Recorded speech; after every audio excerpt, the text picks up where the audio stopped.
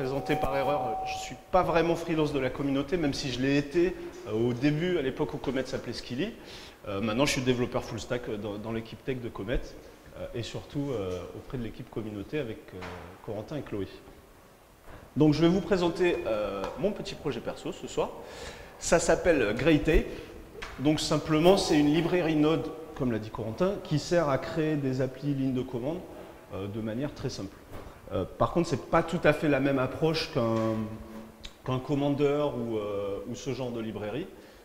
Et je vais vous expliquer pourquoi. Donc, c'est moi ça. Donc déjà le contexte, le nom Greytape, c'est le nom que la NASA donne à l'espèce de gros scotch hyper sturdy qu'ils utilisent pour réparer les choses dans les navettes. Et j'avais choisi ce nom parce que le principe, c'est un composant qui est très low-tech, qui sert à assembler des choses complexes ensemble. Et le contexte de cette création, c'était que pour la millième fois, il fallait créer un outil de ligne de commande pour gérer les environnements de développement en interne chez Comet. Parce que tous les développeurs ne sont pas fans de Docker et d'outils comme ça. Donc il y a une complexité qu'on essayait de réduire et en général, on fait un petit outil en Bash ou avec Commander pour simplifier ces problèmes. Personnellement, je ne suis pas très fan de faire des gros scripts en Bash parce que je trouve que c'est vite indigeste comme manière de coder. Et d'autre part, je ne suis pas fan de Commander parce que je trouve que ça s'adapte mal aux problématiques du Bash et notamment à quand on veut se loguer dans un REPL pour taper des commandes dans un terminal différent, ce n'est pas toujours très adapté. Donc je voulais allier un peu l'expressivité du JavaScript avec la puissance du Bash et des outils standards Linux. Et donc j'ai créé Greytape qui sert tout simplement à assembler des commandes Bash sous forme d'une appli CLI qui s'expose en Node. Je sais. Ça va être plus clair avec un exemple. Donc, ça, vous voyez bien, ouais, c'est bon. Ça, donc, c'est une appli très simple en Greytape qui va servir à orchestrer un petit peu des containers et à pouvoir aussi se loguer dans un container comme si on était en SSH. Et donc, comme vous le voyez, on a un bloc core. Core, ça sert pour les commandes qui n'ont, on va dire, pas de préfixe. Donc, si par exemple, on avait une appli qui s'appelait Galaxy, donc l'appli qu'on utilise nous s'appelle Galaxy. Je fais une commande qui s'appelle sleep, et ça va juste exécuter la commande bash qui est spécifiée ici. Donc on peut envoyer une commande ou un tableau de commande. Donc effectivement, il n'y a pas grand-chose pour l'instant, mais ça nous permet déjà, par exemple, de se loguer dans un container. Je vais vous montrer comment. Si je fais par exemple Galaxy SSH API, il va tout simplement me loguer dans le container qu'on appelle API dans notre configuration. Et il va prendre en compte tout ce que je lui envoie. Ça permet aussi d'exécuter des commandes. Exit command not found. OK. Ça permet aussi d'exécuter des commandes directement dans un container. Donc, je vais vous montrer une configuration qui utilise ça. Voilà, par exemple, cette commande, migrate, elle va tout simplement se loguer dans le container d'API, aller dans un dossier et lancer le script npm migrate. Donc ça, c'est une utilisation assez simple de la librairie. Pour avoir plus d'expressivité, il y a un système aussi d'arguments. Donc ce que vous allez faire, le système d'arguments, il se passe en 3 parties. Donc la liste des options, qui est un tableau simplement qui liste les options par leur nom. Ici, on va avoir les défauts. Donc, si on ne précise pas cette option, qu'est-ce qu'elle va contenir? Et ensuite, on va avoir un petit mapper qui prend en gros un assemblage des défauts et de ce qu'a mis l'utilisateur et qui va lui faire en JavaScript toutes les manipulations qu'on veut. Moi, par exemple, je m'en sers pour relier le nom API avec le vrai nom du container dans Docker. Et tout ça, tous ces arguments qu'on a mappés ici, on va les envoyer à la commande. Et donc, comme vous voyez, commande, en fait, c'est juste une fonction qui prend ces arguments et qui va composer des commandes bash avec ça. Donc, ce que ça permet aussi, c'est pour ça que je dis que ça mélange un peu l'expressivité du JavaScript avec la puissance du bash, c'est que au sein de ces fonctions, que ce soit le mapper ou l'exécuteur de commande, je vais pouvoir rajouter du JavaScript, tout simplement. je vais pouvoir boucler sur un objet, je vais pouvoir utiliser toute la syntaxe très lisible du JavaScript pour retourner toujours un tableau de commandes qui va être passé à un shell et où elles vont être exécutées les unes après les autres. Donc ça, c'est les fonctionnalités. C'est moi qui fais ça Je crois qu'il est éteint déjà. Voilà. Donc c'est une toute petite librairie, donc on est déjà presque au bout. Elle a une caractéristique de plus, c'est qu'elle gère pour l'instant très minimalement des fichiers de config sous forme de .file. Et pour l'instant, le seul argument qu'il y a dans ces configs, en fait, c'est le CWD, donc c'est le dossier dans lequel vont s'exécuter toutes les commandes. Ça permet de ne pas avoir à être dans le dossier où il y a un fichier Docker Compose ou quoi pour exécuter. Et putain, c'est allé très vite. Et finalement, la dernière feature de Galaxy qui la rend assez pratique, enfin de GreyTape, excusez-moi. Donc c'est que si on lance la commande sans argument, eh ben, il va nous sortir tout simplement la documentation de toutes les commandes qu'il a pour voilà, faire une espèce de tutoriel automatique autour de votre projet. Donc voilà, GreyTape, c'est une librairie qui permet de faire des choses très simples, de manière très simplement. Et nous, c'est un outil qu'on utilise en interne chez Comet pour notre environnement de développement. Et c'est ce qui nous permet, par exemple dans la team backend, de faire des modifications un peu profondes sur l'orchestration des containers sans avoir à les expliquer à toute la team et que tout le monde ait juste à git pull sur ce projet-là pour avoir son application un jour. Et c'est tout. J'ai rushé un petit peu, mais si vous avez des questions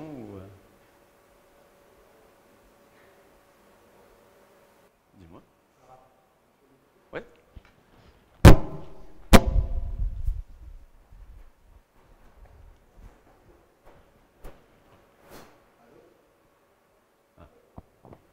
Ouais. Non, mais sinon, dis-moi, je répète. Je le secoue sinon.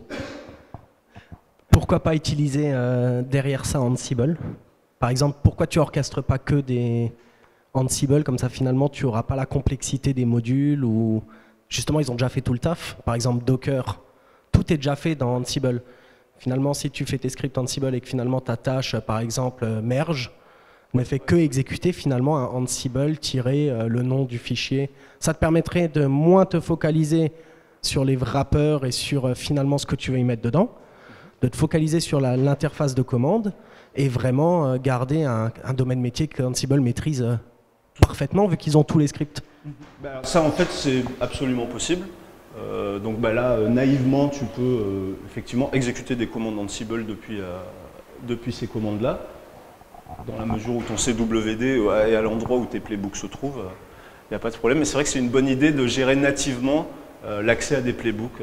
Et finalement être vraiment juste le wrapper des commandes de tes fichiers de configuration. Oui, tout à fait. Et gérer les configs, mapper les arguments produits et envoyer ça en Ansible. Parce que imaginons là tu es en dev, donc tu es en local, mais comment tu vas gérer toutes tes connexions SSH et surtout le parallélisme en fait du SSH des actions. Si tu as 5 serveurs sur lesquels tu dois orchestrer la même commande. Ah, ça fait pas ça du tout. Mais justement, c'est pour ça quand je te disais, tu vois, finalement Ansible c'est son corps de métier. Et toi ton wrapper il pourrait juste attendre le retour de Ansible qui lui dit donne. Absolument. C'est une idée, hein, c'est pas... Non, c'est une excellente idée. Et, en fait, c'est déjà possible en natif, mais c'est vrai qu'on pourrait faire un helper qui donne accès directement à des playbooks Ansible. C'est très Au cas où, si tu as besoin d'aide, hein, tu me le dis.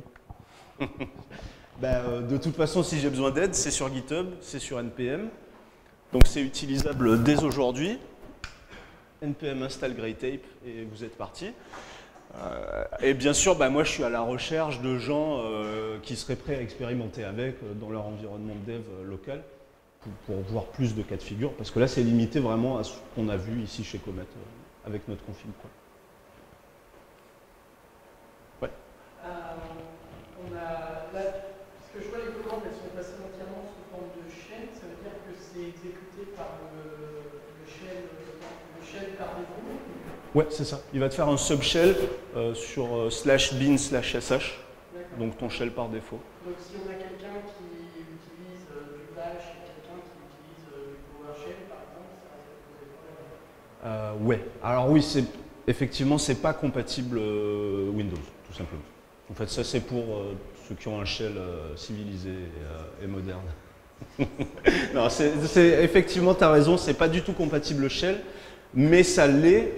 En fait, ma config là qu'on voit n'est pas compatible shell, mais si tu mettais des commandes PowerShell, j'imagine que Node, la couche d'abstraction, serait capable aussi d'envoyer les commandes. Puisque c'est spawn, en fait, c'est process spawn de Node, donc ça spawn sur ton shell actuel. Et t'as pas pensé à le remplacer par je crois que c'est exec, qui permet de placer le nom du programme, puis les paramètres. Pour ça, donc il demande si j'ai pas pensé à utiliser exec, qui est une autre manière d'exécuter des commandes shell en Node. En fait, j'ai pas mal expérimenté entre exec, spawn, spawn sync, pour assurer que les commandes se déroulaient les unes après les autres. Et y a tout un tas de complications qui font que spawn, en gérant après les événements de close, les sig term, les sig int et compagnie, c'était un peu la manière la plus expressive et la plus simple de faire. Anyone? Ouais. Non, je vais répéter la question. Du coup, je ne sais pas si tu as déjà regardé RunJS. RunJS? Ouais, faire des runtimes. Non, pas du tout. Je pense que c'est à peu près similaire comme projet. Ça permet d'utiliser du async await pour faire des commandes. Tu fais ta commande line en JS, tu exécutes un peu ce que tu veux. Et je ne sais pas si ça provide toutes les façons d'exécuter, mais tu peux faire des trucs asynchrone, parallèles. Ok, voilà, très cool. Connu, non, je connaissais pas du tout. Moi, c'était mon projet perso des vacances de Noël. je pense qu'il y a des idées intéressantes. Ouais. Enfin, ça se ressemble beaucoup. Je vais noter ça juste après. Nobody? Bon, je vous rappelle juste, ça s'appelle GreyTape. C'est sur NPM, c'est sur GitHub, donc n'hésitez pas. Si vous avez des idées, si vous voulez l'utiliser, je suis vraiment très dispo pour faire du support là-dessus, pour voir vraiment les cas d'usage réels en entreprise, donc n'hésitez surtout pas. Et là, tout à l'heure, vous avez dit que ça, c'est un rendu que vous avez développé pour remettre ici en interne, Ouais. pour optimiser la productivité, c'est ça? C'est ça, absolument. Ouais. Enfin, c'est un projet perso, mais qui avait une application ici chez Comet. Et c'est quoi les retours d'après la communauté sur GitHub ou Red Hat ou des choses comme ça? Pour l'instant, j'ai pas marketé ce projet énormément. Donc les retours, pour l'instant, c'est vous. Allez. Ok. Je vous remercie.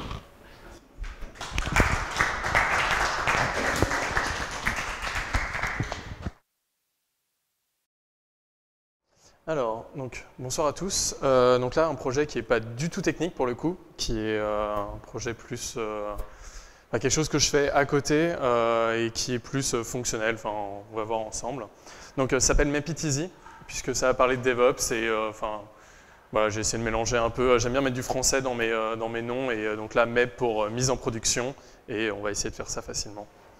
Moi, vite fait, je suis freelance dans la communauté Comet et en gros, je m'occupe de tout ce qui est autour du DevOps et je suis fondateur donc, de Bar-Pilot et avant, j'ai travaillé dans des cloud providers chez Criteo, donc aussi bien des startups que des assez grosses sociétés. Je fais des podcasts, d'ailleurs, j'étais venu au précédent quand ça s'appelait Side Project.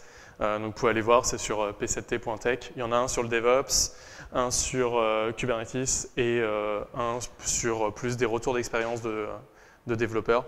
Et aussi, j'ai créé un événement, donc on va voir si ça marche, mais ça me tenait à cœur de faire ça, pour que les développeurs et surtout les les freelances puissent se réunir. En fait, quand j'étais dans les entreprises avant, on avait des summits, on avait des moments comme ça, où on pouvait se retrouver et où on pouvait faire un peu créer plus un effet de groupe. Et donc là, voilà, le but, c'est Symposium. Et ça se passe entre le 14, une semaine du 14 au 21 juillet. Donc si vous voulez vous inscrire, voilà, vous avez toutes les informations sur le site.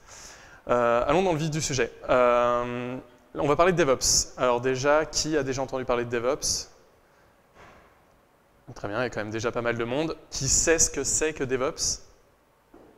On en a déjà moins. Et qui se dit DevOps ? Voilà, on en a deux. On va faire un petit récapitulatif. Là déjà, sur DevOps, je ne vais pas donner de définition tout de suite. La première chose, c'est il y a 2 mots, dev, ops, et puis souvent on fait un lien entre les deux, on met le dev à gauche, l'ops à droite, et puis ça fait un dessin un peu comme ça. Tout vient de Google Images, j'ai juste tapé DevOps sur Google Images. Ensuite, ça devient un peu plus compliqué, on dit ok, il y a les devs d'un côté, il y a les ops de l'autre, on fait une boucle entre les deux, et puis on passe par des steps, donc build, plan, test, release, deploy, etc. Ça devient un peu compliqué. Après, il y a des gens qui rajoutent la QA là-dedans. Donc il y a le développement, il y a l'opération, il y a la QA, tout ça, ça devient le DevOps. Après, il y en a qui rajoutent tout ce qui est les business users, et puis donc ça devient un bouilli-bouilla comme ça, en termes de périmètre. Ensuite, le DevOps, alors après, on voit, c'est le lien entre l'agile, le lean, il y a même des trucs, je ne sais même pas ce que c'est, ALM et TOC, aucune idée de ce que c'est, mais alors déjà, ça devient compliqué. Donc là, on a parlé avant d'équipe, là maintenant, on parle de méthodologie ou de concept.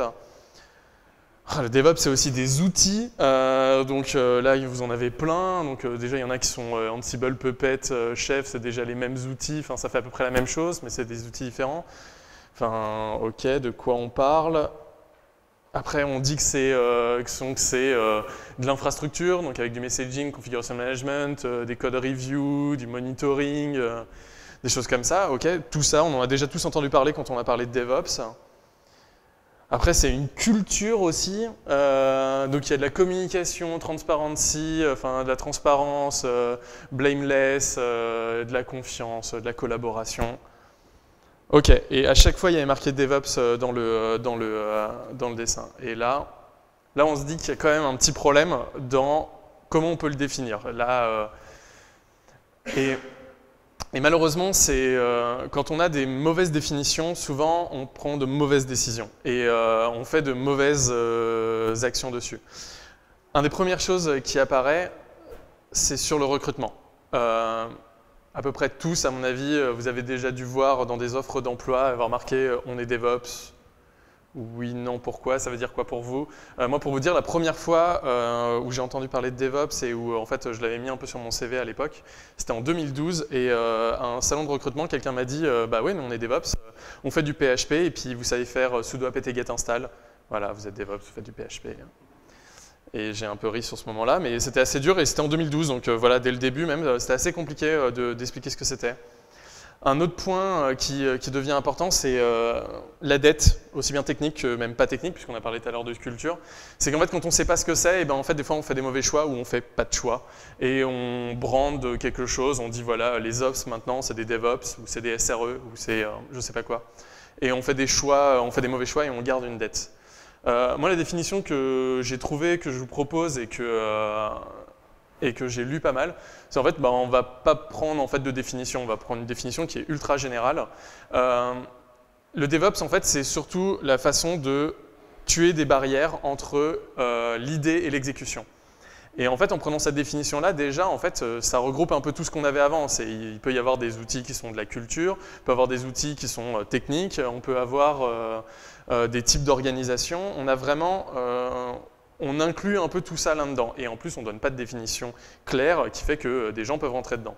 On va quand même essayer d'aller un peu plus dans le détail. Et là, je vais me baser sur un article qui s'appelle « The First Stage on DevOps Maturity », qui a été publié dans Forbes en novembre dernier. Donc, il y a le lien, je vous le donnerai après.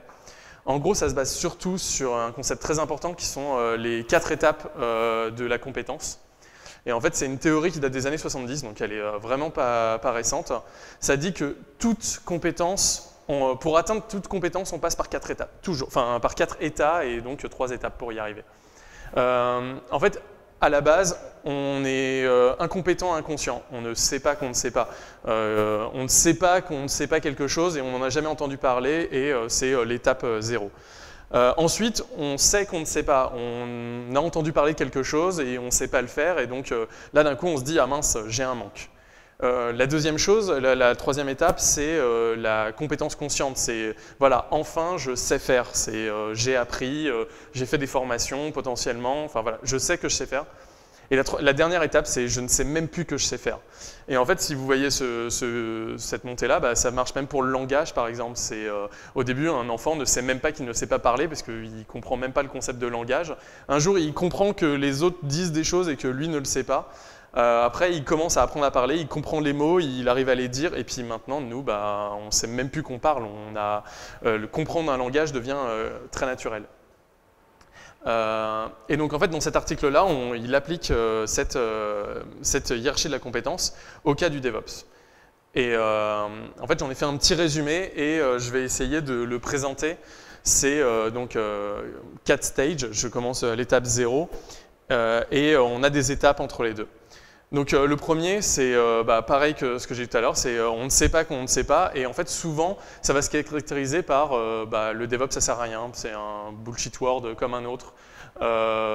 Et en fait derrière, quand on fait un peu le dig de ce qui se passe, les déploiements sont tout le temps douloureux, tout le monde est en mode pompier, c'est la catastrophe en permanence dans l'entreprise.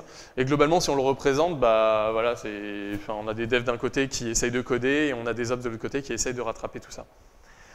L'étape pour y arriver, en fait, pour passer, et sans doute pour s'en sortir de cette étape-là, c'est une étape dite de tooling. C'est de mettre de l'automation, mettre de la CI, mettre du monitoring. Et ça, c'est un peu les outils qu'on avait tout à l'heure dans une des diapos. C'est du Puppet, du Chef, de l'Ansible, c'est du Jenkins, c'est du Grafana, des choses comme ça.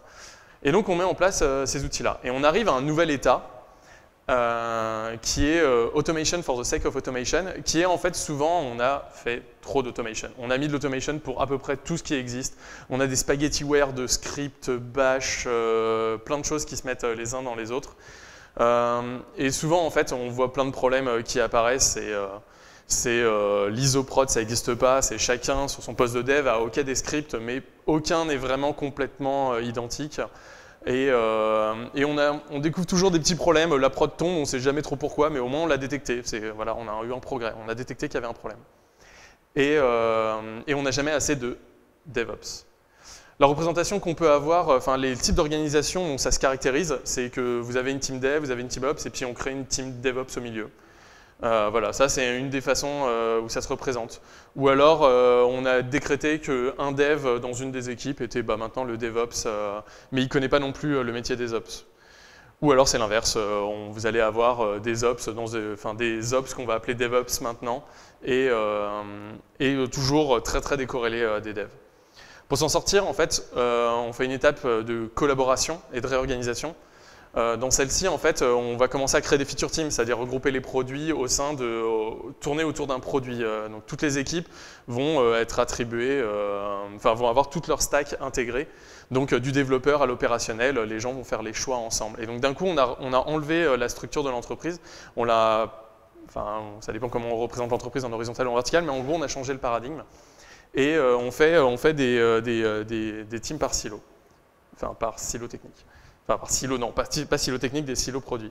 On met en place des rituels de communication entre les devs et les ops, faire en sorte que même ils aillent manger ensemble, c'est un truc basique, mais souvent ça n'existe pas. Les équipes sont séparées, ils ne sont même pas au même étage, il y a souvent une porte entre les deux, et donc le but c'est de changer ces choses-là. Et au sein de l'entreprise, on va commencer à créer des as a service, donc une équipe qui va faire du platform as a service, du monitoring as a service, etc. Donc voilà l'étape. Et en fait, on arrive après dans un nouvel état, cette fois-ci, qui est qu'on a un système qui marche. Des équipes peuvent dire « Ok, c'est cool, chez nous, ça marche mieux, on déploie plus vite, ça marche mieux par rapport à avant. On a « You build it, you run it », une phrase qu'on entend très souvent quand on parle de Docker, etc. Et donc, les devs commencent à comprendre un peu plus déjà la prod. Les gens commencent à faire des SLS, c'est-à-dire qu'ils commencent à dire « Ok, mon service, il va marcher comme ça ». Elles sont souvent écrites, elles sont rarement appliquées au final. Dans cet état-là, en fait, on est dans quelque chose qui commence à marchouiller. Voilà, on a quelque chose qui est plutôt cool, mais au final, on a quand même encore pas mal de problèmes parce que certains le sont, certains ne le sont pas, et tout le monde ne communique pas encore entre les silos ensemble. lycéo technique. Et donc ça va ressembler à peu près à ça. Voilà, on a enfin récupéré, on a enfin mis les devs à côté des ops. Et on a une équipe souvent ici, enfin DevOps, mais Google par exemple la nomme SRE. Pour le coup, c'est vraiment la team SRE qui sont des développeurs à qui on va donner un rôle de faire en sorte que le site fonctionne. Et d'ailleurs, on a donné plus d'importance aux devs. C'est un point aussi assez important. Moi, j'ai beau venir historiquement de la côté Ops. Dès qu'on arrive à ce niveau-là, les devs prennent énormément d'importance parce que c'est eux qui traitent le cas business. Les Ops sont là en support, font du as a service et permettent aux développeurs d'aller vite. Et c'est ça surtout la chose la plus importante. Comme j'avais dit au début, le but du DevOps, c'est de réduire le plus possible le temps entre l'idée et la réalisation. Et enfin, donc, pour en finir un peu avec tous ces problèmes-là et finir enfin cette transition au DevOps possible, c'est une étape de confiance. Et donc, c'est celle où on va commencer, toutes les équipes vont avoir des OKR, donc c'est Objective Key Result. Après, ça dépend comment c'est implémenté dans les entreprises, mais ça permet de définir sur 3 mois ou plus qu'est-ce que va faire l'équipe. Et donc, comme ça, on a une communication, même si tout le monde est en sprint dans son coin. Ça permet de dire, bah voilà, dans 3 mois, normalement, on aura fait ça. On a une certaine roadmap, on n'a pas les dates exactes, mais on sait à peu près que dans 3 mois, ça va être fait. Et les gens le savent entre les différentes équipes. Le value stream mapping, c'est les gens font une analyse produit de tout là où est leur valeur ajoutée. Et donc comme ça, ils savent où est-ce qu'ils doivent investir du temps et aussi des ressources. Et là, on a même un changement complet, c'est qu'on on redéfinit complètement tous les rôles. Et là, c'est vraiment une phase de Big Bang. Il y a Netflix, par exemple, où c'est arrivé il n'y a pas si longtemps que ça, où ils l'ont expliqué. Et donc, on change même la rémunération des gens. On n'a plus trop de managers, donc vraiment, les rôles changent, la place des gens change, la hiérarchie se redéfinit. Et aussi, on a la création d'une équipe de QA pour valider les SLA. C'est-à-dire, c'est bien de dire que notre SLA, et donc on a un taux de dispo de 99,99, mais il faut quelqu'un pour le valider. Et on a souvent une team QA en fait, qui revient là au centre du jeu, et c'est elle qui fait cette étape de confiance entre tous. Et donc, on arrive à quelque chose dans l'article qui est appelé High Performing Organization. Et en fait, on arrive à quelque chose où vraiment, il n'y a plus de point de blocage, en tout cas en termes de déploiement. Il ne faut pas oublier qu'à la base, on parlait vraiment de déploiement et de temps pour arriver en production. On a enlevé à peu près toutes les barrières qui pouvaient exister. On a des BU, donc des business units, qui sont entièrement autonomes. Et on a en fait, au sein d'une organisation, au sein d'une grande entreprise, donc il faut imaginer une grosse structure comme une banque, quelque chose comme ça, on va commencer à avoir une division en plein de petites BU, chacune dédiée à un produit, ça va être les pros, les parts, les particuliers, etc. par exemple, ou ça peut être une division encore plus basse, ça dépend beaucoup des projets, qui vont être complètement suffisants. C'est-à-dire ils vont avoir leur équipe RH, ils auront sans doute leur équipe d'achat, ils auront leur équipe de finance, etc., etc. Rien n'est mutualisé entre ces équipes-là. Et c'est là en fait où on arrive à avoir les choses les plus performantes et les plus rapides. Et on a encore des teams de sécurité, d'ops, etc. Mais ce qui est important, c'est qu'en fait, elles ne font qu'essayer d'édicter des règles, mais elles n'essayent pas de les implémenter et de les forcer. Elles ne sont là que pour un rôle de consultation. Le but à la fin de tout ça, donc des 3 étapes que je vous ai mis et des 4 bullet points, enfin des 4 états et des 3 étapes, c'est en fait un but de notation, d'autonotation. C'est-à-dire, en gros, ce que j'aimerais à la fin avec MEPI, c'est que les gens puissent aller dessus et se dire bah, moi j'en suis à l'état 2 en fait, et voilà, j'ai implémenté ça, j'en suis là, rejoignez-moi pour passer à la dernière étape. Et en fait, ça permettrait d'avoir quelque chose de beaucoup plus serein quand on va dans une société et de savoir exactement où est-ce qu'on en est. C'est-à-dire, oui, on est en train d'implémenter DevOps, mais où est-ce qu'on en est? Et ce serait ça, en fait, le but dedans. Quand on passerait des entretiens, quand on ferait n'importe quoi, des gens pourraient dire, nous, on est tel chiffre. Et pourquoi pas un chiffre à virgule? On est à l'étape 2,3 parce qu'on a implémenté tel et tel sujet. Pour en voir un peu plus, il y aura un site, c'est pas il y a un site, c'est il y aura un site, mepi.io, qui est déjà réservé. Il y a aussi le GitHub qui va avec. Je suis en train de le développer, donc pour l'instant, il n'y a pas grand-chose. Tout est en Creative Commons by en 4.0, donc le but, c'est vraiment que tout le monde puisse partager dessus. Et pourquoi? Parce qu'en fait, j'ai besoin d'avoir l'expérience des gens, c'est-à-dire, je suis sûr que vous êtes tous passés par des entreprises ou qui avaient plus ou moins déjà été à certaines étapes, et le but, c'est d'enrichir un peu cette base de données de quand on est à cet état-là, qu'est-ce que ça veut dire, pour pouvoir avoir un questionnaire peut-être plus fin et qu'on sache un peu plus où est-ce qu'on en est. dans les étapes aussi, dans passer de la CI d'un point, par exemple la CI, ce serait bien que les gens puissent mettre leur projet et dire voilà, ce projet-là, il aide à passer de tel endroit à tel endroit, de telle étape. Et aussi d'avoir essayé de développer le site. Donc je le fais moi-même, mais je ne suis clairement pas un web développeur. Donc si des gens veulent travailler sur les questionnaires, etc., je suis ouvert à toute proposition. Voilà. Je ne sais pas si vous avez des questions.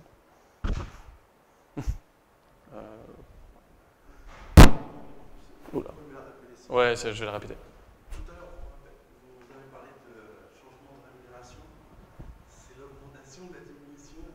C'est quoi en fait Eh ben, ça va dépendre de qui va faire. En fait, quand on parle de ça, en fait, quand on est proche du business, c'est celui qui va. On fait un value stream mapping et on voit qui apporte de la valeur ajoutée dans une entreprise.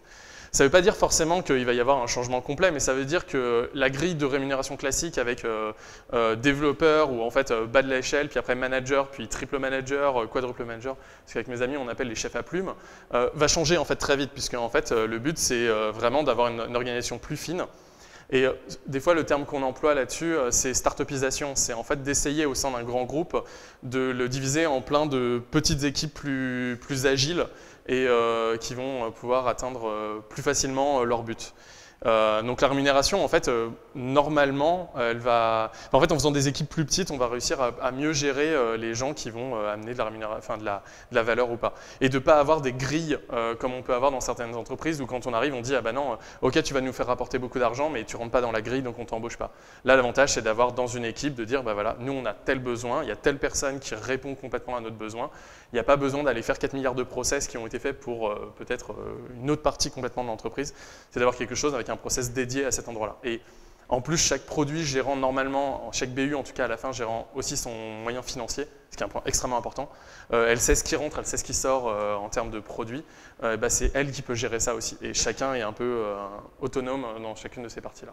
Donc en fait, ça va dépendre de qui. J'ai pas de réponse, il n'y a pas de réponse en fait immédiate là-dessus. Mais ça va permettre d'être plus flexible là-dessus et de ne pas avoir des augmentations générales de X% dans une entreprise qui ne veulent pas dire grand-chose, mais d'avoir, comme on en pourra avoir dans une start-up en fait. Vraiment, il faut plus imaginer ça dans cette vision-là. Il y avait une autre question ? Tu as pas mal décrit la problématique dans des grandes structures, qui sont des structures qui généralement en fait savent déjà qu'elles doivent accomplir ce travail-là. Donc je voudrais revenir à l'étape 0 en fait, parce qu'on est arrivé dans une entreprise et c'était peut-être un cas un peu extrême, mais où on en était au point où il n'y a carrément pas de dépôt de code source centralisé. Ce qui m'a un peu fait bondir. Mais je me suis rendu compte qu'en fait, ce qui me semblait quand même évident comme pratique d'ingénierie n'était pas du tout pour certaines personnes. Et donc, finalement, je me demandais comment tu fais pour, en quelque sorte, marketer et expliquer ce besoin. Alors la question c'est comment faire pour, dans des équipes qui ne connaissent pas du tout pas mal de principes, comment on fait pour marketer des choses qui peuvent paraître évidentes dans le monde de l'industrie. Et ben justement, c'est exactement ça, j'ai déjà été confronté à ce genre de problème-là. Le but là justement de mes pics tel que je le fais, c'est d'essayer d'avoir quelque chose de beaucoup plus clair, de cadré et surtout de montrer le chemin. C'est-à-dire de dire, c'est pas du jour au lendemain qu'on va y arriver, mais on va avoir un chemin. Et en plus, c'est de montrer en fait, que les gens puissent se reconnaître. Par exemple, dans cette étape 0, si jamais les gens se reconnaissent dans ce qui se passe ici, qu'ils puissent se dire, ah ouais, je suis là. Et en fait, que instantanément, ils se disent qu'ils ne soient plus dans l'incompétence inconsciente, mais que ça devienne conscient en fait, que d'un coup ils puissent avoir peut-être un mode ah ouais mais on est vraiment là et on n'est pas les seuls à avoir eu. Souvent il y a ce problème des entreprises, même des humains en fait naturellement, de se sentir unique. La notion d'unicité c'est non mais ici c'est différent. Et en fait tu l'entends partout ça. Enfin, tout le monde est différent comme tout le monde. Et en fait, c'est là en fait, où j'essaye de faire ça. Et c'est pour ça d'ailleurs que je ne mets pas des produits, je ne mets pas des outils techniques, j'essaie d'avoir des concepts très plutôt haut niveau, justement pour que les gens puissent se reconnaître dans ces cas-là. Mais par exemple, oui, l'exemple de on n'a pas de dépôt de code, on ne sait pas ce qui se passe, ça serait un bon point, tu vois, là, dans le type d'expérience qui pourrait être ajouté ici. C'est tout à fait le cas, et pour te dire, même dans des grosses sociétés, c'est encore le cas. Moi, par exemple, là, à l'heure actuelle, je travaille pour un grand compte, une grande banque. Il n'y a aucun dépôt de code commun. Enfin, on m'a même demandé de faire une documentation Git avant-hier. Donc non, même les grands comptes n'ont absolument aucune notion de ça en fonction des équipes. En plus, oui, peut-être quelque chose que je n'ai pas dit, c'est cette auto-évaluation, elle peut être faite par équipe, pas forcément par entreprise. Je pense que dans un grand compte, en fait, les choses ne sont pas pareilles en fonction des équipes, en fonction des endroits, etc. Et donc, tu peux très bien avoir une équipe qui en est à tel niveau parce qu'elle a conscience de ça et une autre qui n'en a pas du tout conscience. Mais je pense justement, voilà, c'est un peu ça le but de marketer, c'est d'avoir une prise de conscience et que les gens puissent se dire « Ah ouais, en fait, quelqu'un nous a décrit. » En fait, parce que ça, c'est quelque chose que j'ai vu plein de fois et là, il y a quelqu'un qui nous a décrit. Ok, en fait, après, on passera à ça. Et c'est ce but, en fait, de se dire qu'il y aura un chemin et de montrer, ça ne sera pas du Big Bang, mais il y aura un chemin. Et à chaque fois, on progressera et on réussira ou pas et on avancera comme ça parmi les échecs. Je ne sais pas si j'ai répondu. Si, oui. Après, la question serait ensuite de savoir si tu arrives à donner une espèce de roadmap qui te donne assez confiance. C'est le but en fait, après là c'est la question de confiance et là-dessus c'est le but du travail sur ce genre d'outils un peu haut niveau. Tu avais une question ? C'est juste pour clarifier un peu, je me fais l'idée de l'EPI donc qui serait une sorte de questionnaire très détaillé d'auto-évaluation qui va me donner un état et la prochaine étape pour accéder à un prochain état. C'est ça en fait. Donc c'est sous forme de questionnaire. Ouais, alors voilà, en fait le but là du site web que je suis en train d'essayer de développer, c'est d'avoir donc la définition de ces étapes-là, donc de ces stages, de les définir et de les donner dès le début en disant voilà. Le but maintenant, c'est si vous avez envie de vous noter, allez-y, répondez à ça. C'est complètement, les gens ont le droit de dire oui, non. Après, le questionnaire n'est pas encore justement bien défini, je l'ai pas, mais il n'est pas fait et c'est là aussi où il y aura besoin d'aide et sans doute il sera agrémenté au fur et à mesure.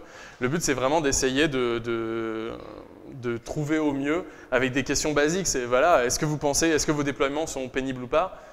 Oui, non. Voilà, c'est peut-être des choses comme ça, des choses. Après, peut-être que les gens pourront mentir ou peut-être se faire une illusion d'eux-mêmes, mais le but, c'est peut-être dans une équipe, les gens le fassent plusieurs fois, où quelqu'un dise ah, moi je l'ai fait, je suis tombé à 2,3 et quelqu'un le fait, enfin non, moi je suis tombé à 0,5. Là, d'un coup, on a vu qu'il y a une différence de perception de la même équipe par deux personnes de la même équipe. Et peut-être là, ça créera des discussions au sein de cette équipe. C'est juste un outil pour créer de la discussion et pour créer mais au moins qu'on puisse avoir une sorte de langage commun en fait. Comme je disais, de ne pas avoir de définition, ça fait qu'on n'a pas de langage en commun, on ne peut pas discuter en fait ensemble. Là, c'est peut-être d'en avoir un et de dire, il y aura peut-être d'autres méthodes qui existeront du même type, mais là, on dira juste, voilà, en MEPI, on est comme ça. Ça ne veut pas dire que c'est la seule et l'unique qui existera, mais on pourra l'évaluer comme ça. Vas-y.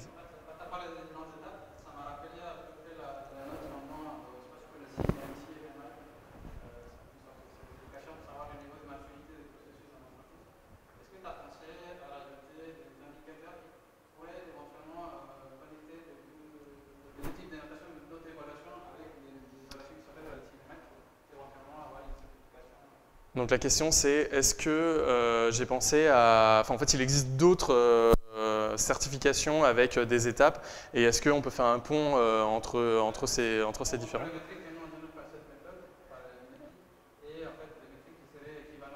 Voilà, et trouver des équivalences dans d'autres. Alors non, en fait, j'y réfléchis, j'y ai pensé. Clairement, je les connais pas assez déjà en termes de. Mais c'est quelque chose où j'aimerais bien justement des gens puissent donner leur expérience là-dessus et de dire, en final, ça ressemble peut-être un peu à ça dans tel secteur. Ouais, ce serait quelque chose de très intéressant à rajouter pour. Même si c'est que des ordres d'idées et des choses pour dire, bon voilà, ça peut ressembler à ça. Mais je pense, de toute façon, si jamais les gens commencent à utiliser MEPI, des gens trouveront ces relations-là et peut-être en parleront dans des blog posts, etc. Potentiellement, après, cette relation-là, elle se créera peut-être juste par la communauté. C'est intéressant en fait, de voir qu'ils puissent voir le contraste en fait, entre notre relation avec leur propre métrique, entre discussion et tout, et la relation qu'ils auraient eue si c'était passé par une instance de certification pour dire voilà. Oui, non, c'est vrai, je suis entièrement d'accord. Donc le lien, la question et la remarque, c'était ça serait intéressant de pouvoir faire le rapprochement entre les évaluations faites dans le cadre d'une certification et les auto-évaluations faites dans le cadre de MEPI et de pouvoir contraster entre les deux. Voilà. Je ne sais pas s'il y a une autre question ou c'est bon. Super, merci beaucoup.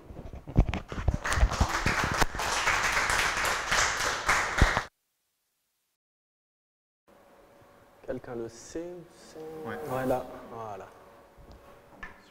C'est bon. Ça me fait un écran beaucoup plus petit.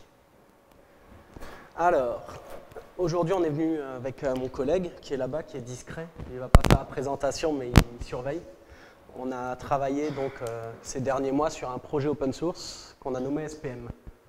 Malheureusement, on s'est rendu compte que ça veut aussi dire syndrome prémenstruel quand on tape sur Google. Ce qui est un peu con quand même, mais bon, on n'a pas changé.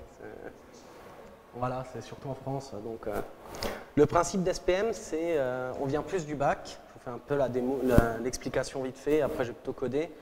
On adore NPM, on adore les librairies, la gestion des paquets, dire quand on a fait un truc, on peut le réutiliser, l'importer, le versionner, le partager. C'est vraiment ce côté collaboratif qu'on ne retrouvait pas en fait avec les composants front. Ça nous arrivait, on faisait alors un formulaire, on a fait des inputs, on a fait des super trucs, puis à la fin tu l'as mis quelque part, tu recommences un autre projet, tu te dis ah ouais j'avais fait un input sympa, si tu veux pas spécialement utiliser tout matériel ou tout bootstrap. Donc on était parti sur le principe de faire la même chose, un gestionnaire. Donc je ne vais pas aller plus loin dans les explications, je vais vraiment coder, je vais partir du principe où je vais coder un input, un formulaire qui va gérer l'envoi sur une API, et le faire dans des modules, un projet, tout ça, je vais vous le montrer en 20 minutes normalement. Donc là, j'ai préparé donc, le code, le principe. Ici, on peut voir, j'ai juste un dossier qui est bien vide, hein, que je ne triche pas, en cas où. Donc SPM, pour l'installer, il suffirait de faire npm install-g spm-cli. Je ne vais pas le réinstaller, mais dans le principe, c'est ça. Je vais prouver que je l'ai, donc voilà, j'ai bien la bonne version. Le principe d'SPM, c'est tout simplement un CLI où on retrouve les commandes de base, version, user, projet, module, style guide, toutes les choses qui nous permettent de versionner notre projet de style. Si maintenant je vais créer un module, il suffit, je vais aller voir dans, j'ai toutes les commandes, donc l'administration, le clone. Parce que quand vous avez publié votre module, vous voulez peut-être le récupérer comme Git, vu qu'on fait du versionning. Vous pouvez le créer, le détail, donc toutes les éditions. Je ne vais pas rentrer dans le détail parce que sinon ça nous fera trop long. Mais dans le principe, donc pour le créer, je vais créer déjà mon premier input, donc input text, voilà, qui va me créer finalement, il va me demander la version. Si je veux du CSS ou du CSS, là je vais choisir du CSS, la main class. Donc la main class, c'est le wrapper qui va contenir finalement notre composant. Parce qu'on s'est beaucoup axé sur le principe où le CSS, donc le côté style, est laissé à l'abandon encore, beaucoup dans les composants. La description, je suis un input, hein, voilà, on ne va pas faire compliqué. Legacy ou modular, c'est pour le principe d'importation. Legacy, c'est vraiment la balise script avec SRC, le lien. Modular, c'est vraiment les imports. C'est-à-dire si on l'utiliserait au sein d'un framework, donc Angular, React, ou même depuis les nouvelles versions sur Chrome, par exemple, on peut importer directement dans les balises script. Ouais, mais bon, c'est très peu pour l'instant, donc il y a les deux versions. Et ça va changer en fait le rendu du code qu'on en fait. La catégorie, on va dire c'est un input, un form, un texte. Voilà. Je pourrais mettre mon repo, le readme, la licence. Et là, finalement, il va me créer un ensemble de fichiers nécessaires. Là, on est vraiment comme NPM dans le principe d'une création. Voilà. Ici, je retrouve finalement mon dossier. Donc, je vais aller là. Ce dossier, je vais déjà juste le générer, le SCSS. On n'a pas voulu prouver, parce que c'est déjà un projet qui nous a pris quand même 4 mois à développer, très complexe, très lourd. Donc on n'a pas voulu prouver le principe d'un watcher ou de script. Je veux dire, c'est quelque chose qui est approuvé. Et même aujourd'hui, les entreprises qui le bêta-testent pour nous, on n'a pas besoin de vendre. Je veux dire, ce n'est pas une valeur ajoutée dans les premiers mois.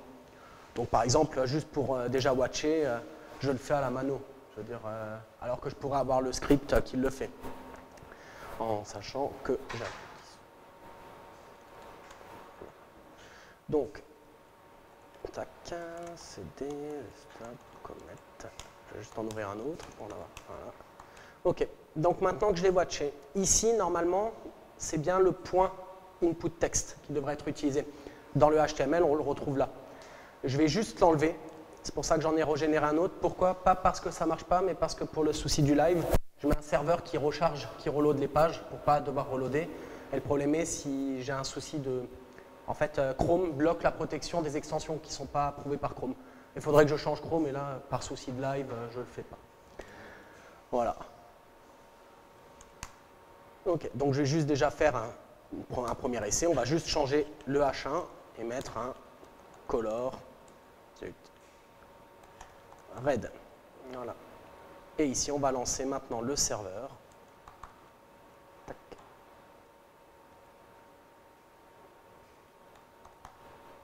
Non, je veux pas l'index. C'est bien raide. C'est juste pour vérifier qu'on a bien la connexion qui est faite. Voilà. Maintenant, ça va aller assez vite. N'hésitez pas à me poser des questions. Je vais copier-coller le code. Je l'ai préparé. Comme d'habitude, je fais une présentation sur 1 heure. Et j'explique plus en détail. Mais là, pour gagner du temps, j'ai déjà tout fait. Donc là, on va déjà juste commencer à amener le HTML. Donc, dans notre structure. En temps réel, on voit que j'ai un input. Donc l'input, le label et différentes phrases qui vont correspondre finalement à mes états de mon input. Valide, invalide, pending. Maintenant, comme j'avais dit avant, on a un wrapper. Donc c'est pour ça que la classe ici, elle est vide. Donc si on retrouve, si on va dans le module, on remarque que le wrapper, il est juste là. Et finalement, c'est la classe qui va permettre de toggler en fait l'élément. Je vais rajouter mes variables. Donc vu que je suis en SCSS exprès, j'ai fait des variables pour pouvoir les utiliser quand même. Voilà. Je vais rajouter mon code SCSS.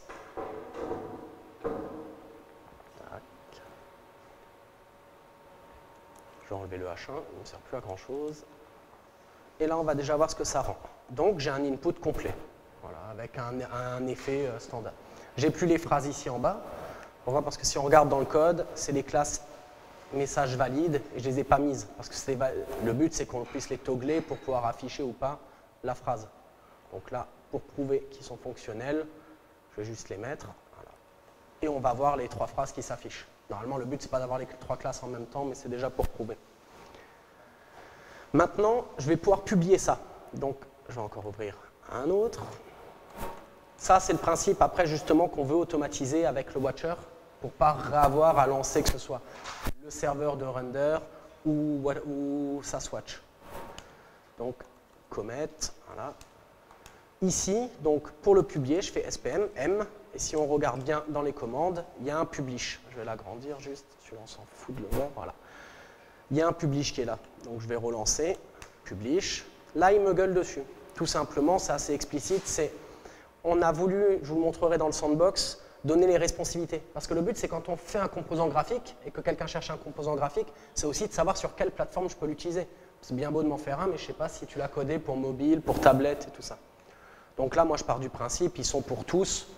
J'ai mis des breakpoints, mais pas pour la watch. On n'a pas appris. Donc, j'enregistre.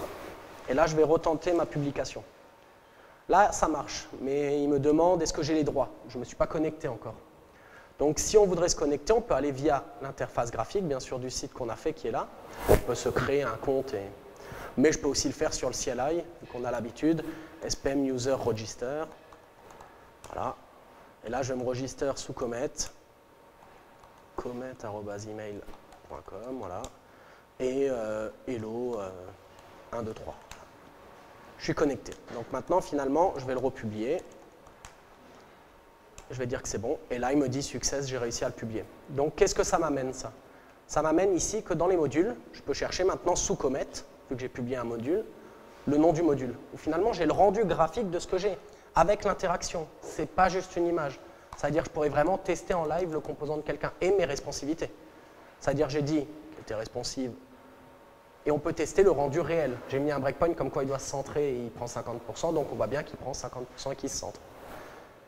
On voit le code, on voit la classe qui existe. Bon là, j'ai que celle-là, donc je pourrais la toggler et jouer avec, mais ça m'enlève tout. Donc déjà, j'ai un souci, c'est que j'avais dit que je voulais toggler celle-ci. Donc typiquement, pour toggler celle-ci, qu'est-ce qu'on fait? On rajoute ici dans les classes, finalement, toutes les classes qu'on veut pouvoir toggler. On le dit à la personne. Donc, pending, valide, invalide. Et là, finalement, je peux juste patcher mon... Donc, version, patch. Et je peux republier. Et finalement, en faisant ça, là maintenant, le sandbox et le module, cette fois-ci, sait qu'il y a d'autres classes qui existent et que je peux utiliser. D'ailleurs, elles ne sont plus là, on les voit. Et là, maintenant, dans mes classes, j'ai bien toutes mes classes qui peuvent être togglées, on voit en temps réel, pending. Maintenant, moi, j'aimerais bien que de base, il y ait la classe pending qui s'affiche, même quand les gens arrivent. Donc ça, maintenant, c'est toute la conception qui est ici pour le sandbox. On peut paramétrer tout le sandbox, c'est-à-dire il y a plein d'options, je ne rentrerai pas encore une fois dans le détail. Ça permet juste de dire, maintenant, si j'ai patché comme ça, la personne, quand elle va aller sur le module, finalement, la première chose qu'elle va voir, c'est quand même pending. Et on voit maintenant mes 3 versions du module qui ont été versionnées. Donc là, maintenant ce pending là, moi j'aimerais bien qu'il soit orange. Je ne peux pas sans aller dans le code. Et j'aimerais bien que les gens puissent pouvoir changer la couleur en l'adaptant à leur charte graphique. Donc encore une fois, ici on voit variable, c'est grisé, donc pour l'instant je ne peux pas l'utiliser.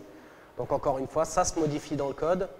Je pars du principe, j'ai une variable ici qui est la couleur du pending, qui est sky blue.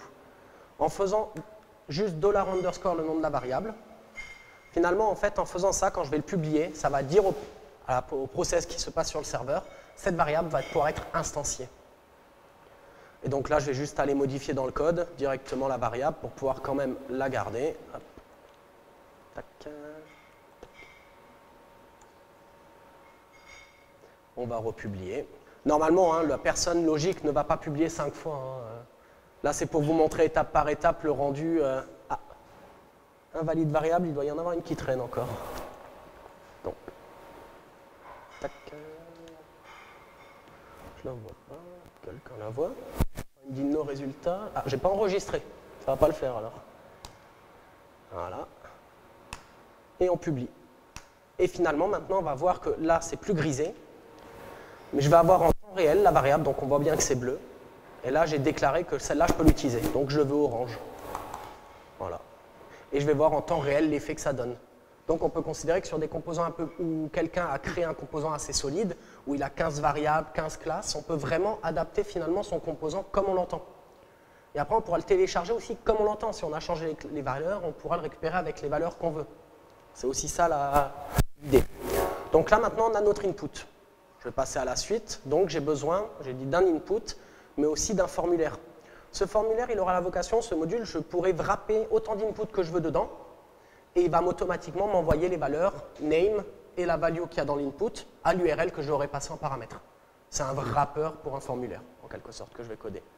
Donc, le même principe, je sors de celui-ci, je vais créer un nouveau projet, donc SPM M module, un nouveau module, je veux dire, donc module create, et cette fois-ci, je vais l'appeler form submit. Voilà. Donc là, je m'en fous, j'aurai pas de style dedans. Donc le wrapper, c'est bon, la description, bon, je suis obligé. Voilà, c'est un form. Legacy, c'est aussi un form, la catégorie. J'ai pas de repo.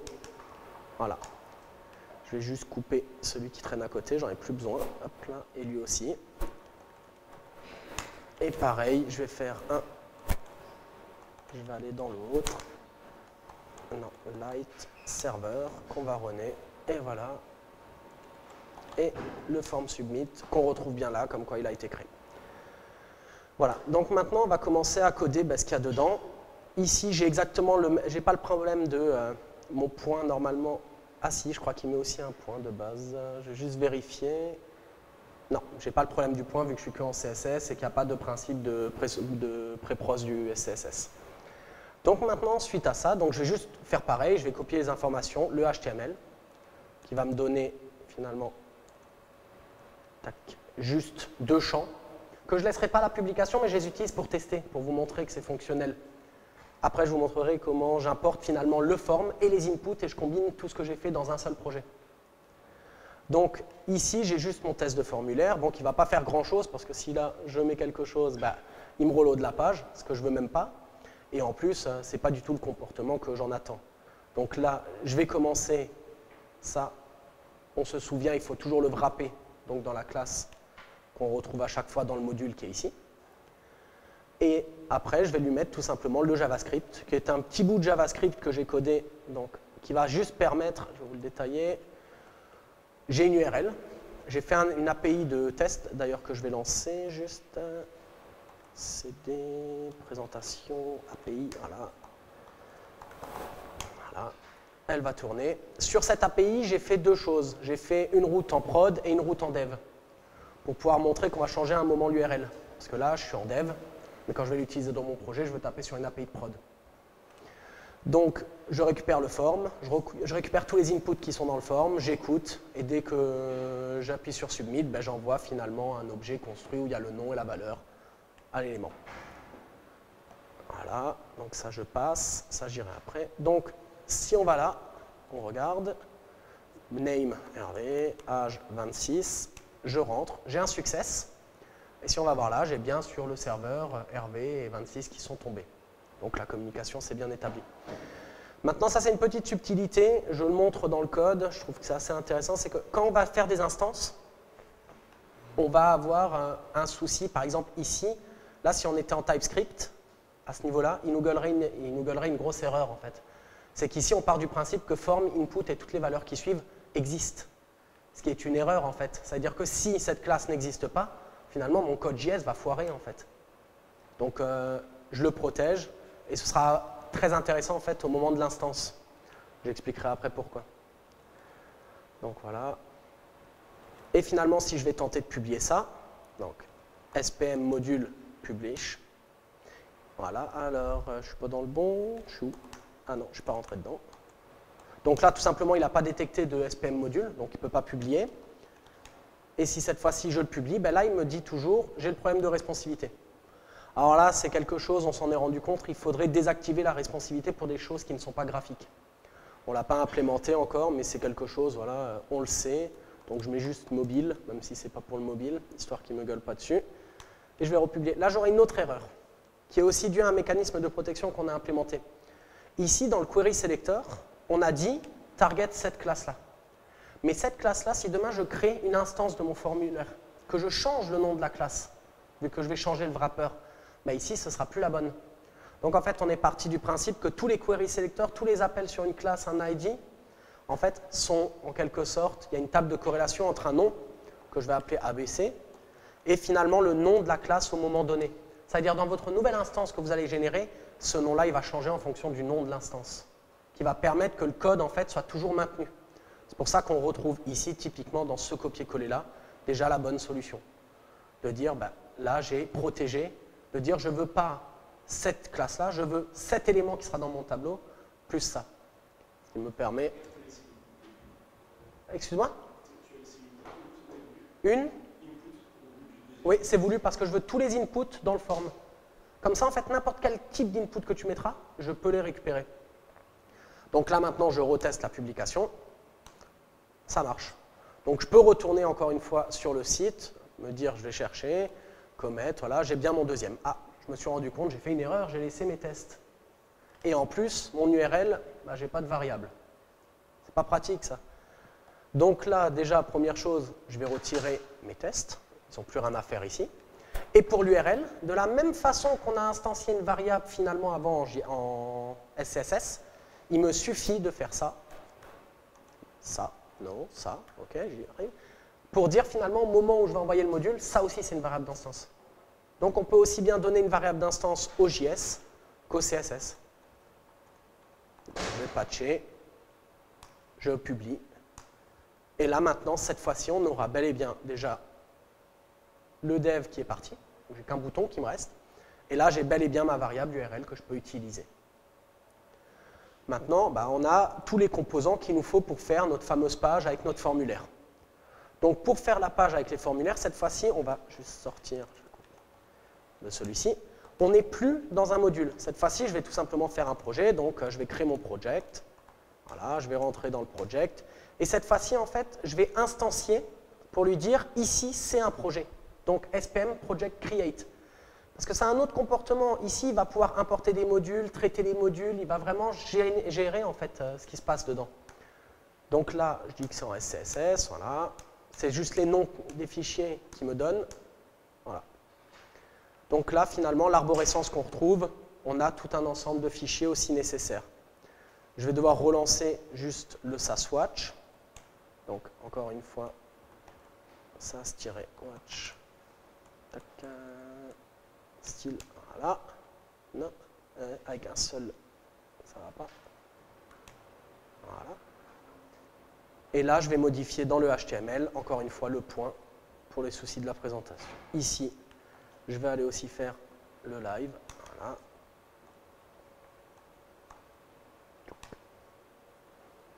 Et voilà, là j'ai mon projet qui existe bel et bien.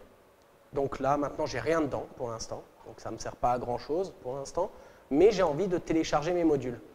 Alors, moi je connais déjà la commande, mais si on ne connaît pas la commande, on peut aller s'inspirer ici. Elle est là pour l'installer. Et finalement, en allant dans le projet en faisant juste ça, ben là, il est allé chercher le module et il me l'a installé. Et donc là, j'ai juste à copier-coller finalement mon code HTML. Ça, c'est une grosse feature. D'ailleurs, si quelqu'un s'y connaît dans tout ce qui est les add-ons, non, les snippets et les plugins, genre sur les éditeurs de texte, genre Atom et tout ça, c'est une feature qu'il faut implémenter. C'est un peu chiant, donc au cas où, je passe l'info. Donc voilà, on va juste mettre le form, et là, quand on va reloader, on va juste voir pour l'instant un form. Pas grand-chose, il y a juste mon bouton send. Ça ne va pas me servir à grand-chose, mais je pars du principe où je veux aussi mes inputs. Donc, je vais chercher mes inputs. Oh, dommage. Et de la même façon que j'ai installé finalement le bouton send, je peux installer mes inputs. Donc, je vais en faire un là, voilà. Et de la même façon, si je copie-colle tout simplement le HTML, dans le formulaire déjà directement, vu que le formulaire sera capable de trouver les balises. Et je vais juste en mettre 2, je vais changer le nom. Ici, on va mettre, allez, là on voit toutes les classes qu'il a rajoutées. Ça, encore une fois, si j'étais un peu moins feignant, j'aurais pu créer un mécanisme JS qui toggle les classes en fonction de l'état de l'input. Ce n'était pas le but pour la démo non plus, encore une fois, mais c'est un peu de la fainéantise de ma part. Donc ça, il faudrait que la personne qui utilise ce composant gère elle-même. Ou sinon qu'elle en trouve un où c'est déjà géré en interne. Donc là, je vais mettre que c'est l'âge, non, l'email. Ouais, le password, ouais, email, voilà. Tac. Et là, maintenant, on a donc nos deux composants, email et username, dans notre formulaire. Si je tape donc Hervé et hervé@email.com et que j'envoie, j'ai un success. Il est bien arrivé sur le serveur, mais en dev. Ah, tiens, ça me pose un souci, ça. Moi, je ne le voulais pas en dev, je le voulais en prod sur mon projet. Donc, finalement, qu'est-ce que je peux faire? Je fais SPM, module generate, c'est-à-dire que je vais générer une nouvelle instance de mon module. Alors là, si je fais ça, il me dit, bah non, il manque le nom. Donc, OK, bon, bah, je veux form, submit, prod, par exemple, pour la prod. Et là, il va me demander quel module je veux instancier. Créer une nouvelle, en fait, instance de mon module, celle-là. Et là, en fait, il va me proposer de changer toutes les variables disponibles dans mon module. Et là, finalement, ben, je vais mettre prod. Voilà. Et en faisant ça, finalement, si je change juste la classe qu'on voit d'afficher ici, là, parce que j'ai changé le wrapper, et que je refais hervé@email.com, voilà, et que j'envoie, j'ai un success, mais cette fois-ci, je suis bien sur la prod. Parce qu'en fait, j'ai deux éléments différents. Sans rentrer dans le détail du code, on peut retrouver ici dans le projet les instances. Ici, on a les modules, et on voit bien que dans les instances, j'ai bien 3 instances. J'ai instancié la première fois mon formulaire avec les valeurs de base, parce que je l'ai téléchargé avec les valeurs de base, j'aurais pu passer des arguments pour déjà changer les valeurs à ce moment-là. J'ai créé une nouvelle instance de mon formulaire, et j'ai mon input. Maintenant, si ici, j'ai envie d'avoir un password aussi, je pourrais aller là. Pareil, je copie-colle finalement mon élément, tape password, voilà, je mets les choses bien, l'email, password et password. Okay. Et là, je le veux pas valide, mais pending, on va dire en attendant. Pending. Tac. Il est bleu. De la même façon, ici, si je le voulais par exemple rose, je peux faire exactement la même chose que j'ai fait finalement avant, ça, module generate, et cette fois-ci, je veux pink input. Voilà. Et cette fois-ci, au lieu de prendre le form, je prends l'input et il me propose toujours des valeurs. Je pourrais en avoir encore une fois plus, mais c'était pas... Et là, si je prends juste le nom pink input, que je le mets là, et bien finalement, il est bien rose. Et je pourrais toujours envoyer. Voilà l'idée de la démo avec les notions assez simples. Des questions? N'hésitez pas. Hein. Vas-y. J'aurais 2 questions. La première, c'est vous avez créé votre propre système de package avec votre base de données sur laquelle vous avez tous les packages de style. Oui, alors on a notre propre système de package que tu peux voir. Donc on a les fichiers qui nous permettent de versionner en quelque sorte, c'est le project SPM. Et dans les projets, on voit, dans les modules, je veux dire, on voit les modules SPM qui nous permettent finalement d'avoir que ce soit les classes, le README, les informations nécessaires.